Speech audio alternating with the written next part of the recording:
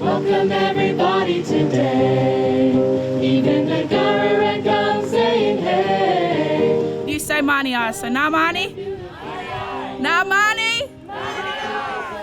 This is a welcome in 𝗦𝗧𝗢𝗥𝗬, the language of the First Nations people of the Adelaide Plains. In my mother's tongue, I say it's so good that you've all come here to Kaurna country. The people here are celebrating the launch of a language website for the Kaurna people. It's been a long time coming, this website, and it's really special to be able to combine both the, modern worlds together, I suppose, and create a space that's going to offer it's going to be a one-stop shop for all your Kaurna needs, from resources and history. For years, university researchers have been putting together resources to revive 𝗦𝗧𝗢𝗥𝗬. But what happened to it in the first place? Well, 𝗦𝗧𝗢𝗥𝗬 is one of more than 200 First Nations languages that have been spoken for tens of thousands of years. On this map, each colour represents different communities and their different languages all over the country. There used to be even more, but since European colonisation, many languages have disappeared because, for a long time, First Nations people were banned from speaking them. And it had long-term impacts on First Nations cultures. In relation to, particularly our oral history, I think that's something that Australians generally every day don't understand, that our laws are passed down orally, through ceremony, through art. My ancestors were shunned, were punished for speaking their language.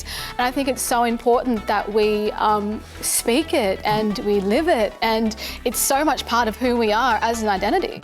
Language plays a big role in storytelling and passing teachings from generation to generation. So without it, cultures could disappear as well. We need to see our languages, the many different that that are 𝗬𝗬𝗬𝗬 that get spoken across the continent, be valued at the centre of who we are on a national identity. And this is slowly happening, not just on Kaurna country, but all around Australia. Languages like Wurundjeri and 𝗬𝗬𝗬𝗬 now have online dictionaries, apps, and videos for storytelling. Launching the dictionary online as well will definitely help bring that back, and with us all growing up with online platforms and everything, it's going to be extra good for the generation. Street signs, landmarks and cities are being recognised in language a lot more. And we are hearing more music like this.